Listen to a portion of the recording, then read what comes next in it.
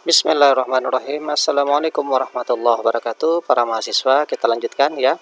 Minggu kemarin ini kita sudah uji proporsi dan uji Mann-Whitney yang merupakan uji non parametrik, di mana uji proporsi itu sepadan dengan uji one sample t-test, yaitu uji satu kelompok sampel yang dia non parametrik ya untuk uji proporsi. Sedangkan padanannya uji one sample t-test untuk uji yang parametrik. Kemudian kemarin kita juga sudah mempelajari uji Mann-Whitney yang sepadan dengan uji independent sample t-test, yaitu ada dua kelompok sampel yang dia tidak berpasangan ya, independen artinya bebas gitu ya. Nah, untuk kali ini kita akan masuk ke uji Wilcoxon, di mana uji Wilcoxon ini sepadan atau padanannya adalah uji pair sample t-test. Dua kelompok sampel tapi dia berpasangan gitu ya. Nah, bagaimana caranya? Oke, kita masih masuk ke yang di sini ya. Masih tingkat kepatuhan deh ya, biar lebih mudah. Nah, kalau uji proporsi kemarin satu kelompok uji ya, misalnya uji kelompok intervensi yang dikasih konseling oleh apoteker. Kemudian satunya lagi kita hitung dengan cara yang terpisah untuk uji proporsi kelompok kontrol yang dikasih informasi obat saja tanpa dikasih konseling oleh apoteker. Nah, itu seperti apa? Apakah kelompok intervensi atau kelompok kontrol yang lebih baik tingkat kepatuhan pasiennya? Nah, itu namanya uji proporsi. Kita pakai binomial kemarin ya di uji non parametriknya. Kemudian yang Mann-Whitney kita lakukan dengan dua kelompok sampel yang dia itu tidak berpasangan ya. Yang dia itu tidak berpasangan, artinya tidak mempengaruhi satu dengan yang lain, yaitu satu kelompok kontrol, yang satu lagi satu kelompok intervensi atau kelompok uji, yang satu lagi kelompok kontrol. Kan orang-orangnya beda-beda ya.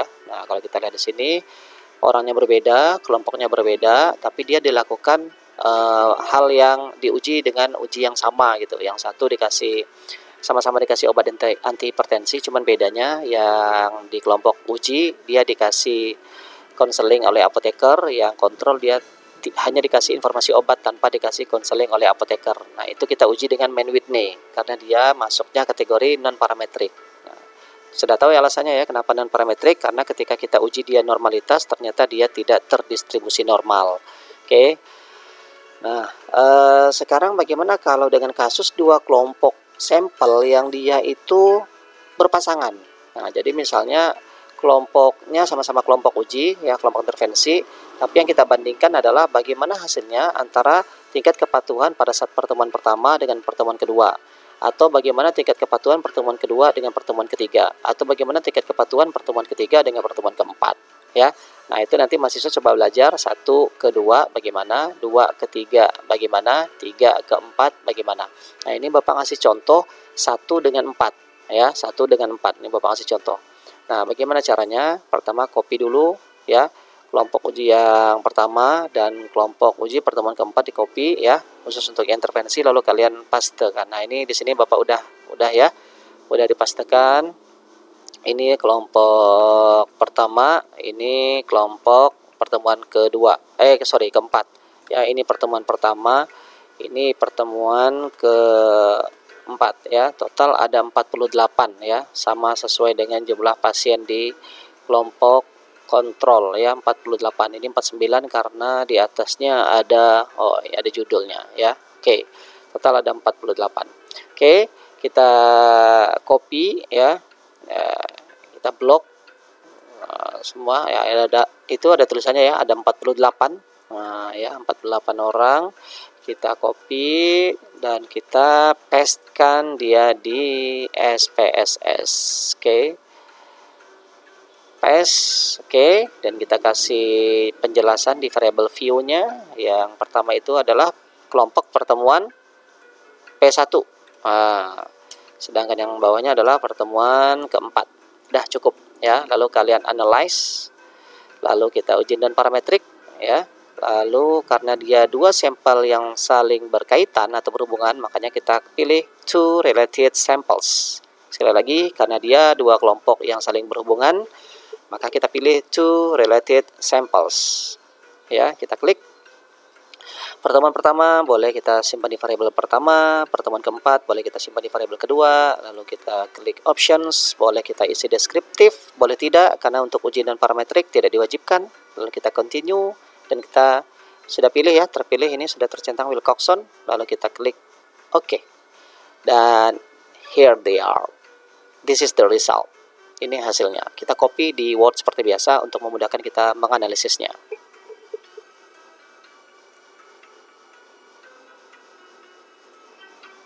Oke, kita copy dan kita pindahkan dia ke Word. Nah, ini udah ada judulnya ya. Uji dua kelompok sampel yang berpasangan non-parametrik.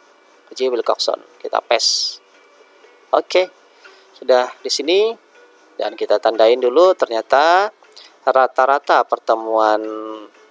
tingkat kepatuhan pasien di pertemuan pertama 21,3958 ya.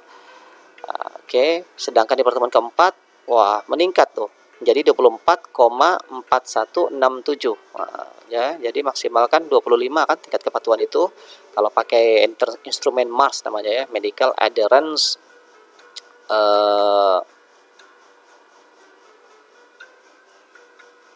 Bapak lupa, yang penting itu pakai salah satu instrumen lah gitu ya, instrumen gitu ya. Nah, jadi 21 dengan 24. Nah, jelas di pertemuan keempat ini lebih tinggi tingkat kepatuhan pasien di pertemuan keempat ya, terjadi peningkatan. Oke, berarti kita bisa bilang bahwasanya di pertemuan keempat ini tingkat kepatuhan pasien meningkat gitu ya. Lalu secara detail bagaimana? Nah, secara detail cara bacanya seperti ini. Ini ada 17,33 ya. Ada sebanyak 6 orang. Total kita kan 48 pasien ya. 48 pasien tadi di kelompok intervensi. Ada 6 pasien yang ternyata pertemuan pertamanya kepatuhannya lebih tinggi daripada pertemuan keempat ya. Nah, sedangkan ada 3 pasien yang C ini TAIS ini 3 pasien yang ternyata angkanya tingkat kepatuhannya itu sama aja antara pertemuan keempat dengan pertemuan ke-1. Sedangkan positif rank ini artinya ada 39 ya, ada 39 pasien yang ternyata tingkat kepatuhannya di pertemuan keempat lebih besar daripada pertemuan pertama. Nah, ini menandakan apa? Menandakan bahwasanya dengan adanya konseling dari apoteker itu dapat meningkatkan kepatuhan pasien dengan terbukti atau dengan dibuktikannya satu, rata-rata tingkat kepatuhan pasien itu menjadi tinggi yaitu 24,41 yang tadinya 21,3958. Yang kedua, jumlah pasien yang lebih tinggi tingkat kepatuhannya di pertemuan keempat itu 39 orang ya. Dibandingkan dengan yang lebih tinggi yang pertemuan pertama cuma 6 orang atau yang sama angkanya ada 3 orang ya. Jadi dengan signifikansinya 0,000 ya, signifikansi kurang dari 5%, artinya ada perbedaan antara pertemuan pertama dengan pertemuan keempat. Nah, jadi ada 3 alasan tadi. Yang pertama, nilai signifikansinya kurang dari 0,05, berarti ada perbedaan antara pertemuan pertama dengan pertemuan keempat. Yang kedua, rata-rata tingkat kepatuhan pasien pertemuan keempat lebih tinggi daripada pertemuan pertama. Dan yang kedua, bahwasanya jumlah pasien yang tingkat kepatuhannya meningkat ya, jumlah pasien yang tingkat kepatuhannya tinggi di pertemuan keempat itu jauh lebih tinggi daripada tingkat kepatuhan pasien di pertemuan pertama. Nah, itu menandakan bahwasanya di pertemuan keempat ini tingkat kepatuhan pasien semakin meningkat dengan adanya intervensi. Jadi kalau pasien ketemu dengan apoteker baru sekali, dengan pasien ketemu dengan apoteker 4 kali, itu hasilnya berbeda signifikan.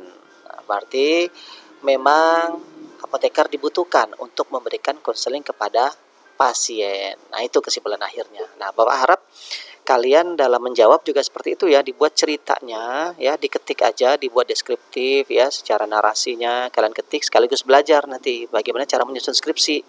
Jadi kalian harus cerita bahwasanya dengan hasilnya signifikansinya kurang dari 0,05 menandakan adanya perbedaan. Perbedaannya seperti apa? Oh, ternyata perbedaannya kelompok di pertemuan keempat nilai rata-ratanya sekian, lalu jumlah orang yang meningkat tingkat kepatuhannya jumlahnya sekian. Nah, itu kalian tulis pakai kata-kata, dibikin kalimat yang baik sehingga nanti akan terbiasa dalam nanti kita membuat karya ilmiah termasuk skripsi di tugas akhir kalian. Oke, para mahasiswa, seperti itu. Nanti tolong kalian cari di pertemuan ke-1, kedua, ketiga, 3 dan 4. Ini Bapak kasih contoh di pertemuan ke-1 dan ke-4. Nah, ternyata hasilnya berbeda signifikan. Nah ya, makanya semakin sering ketemu apoteker, semakin sering mendapatkan konseling dari apoteker, tingkat kepatuhan pasien akan semakin meningkat. Alhamdulillah. Selalu jaga kesehatan, stay at home, jaga terus physical distancing, ibadah juga di rumah. Insya Allah semuanya akan diridai oleh Allah Subhanahu wa taala. Subhanakallahumma wa bihamdika asyhadu an la ilaha illa anta astaghfiruka wa atubu ilaik. Terima kasih. Mohon maaf atas segala kekurangan. Billahi taufiq wal hidayah. Wassalamualaikum warahmatullahi wabarakatuh.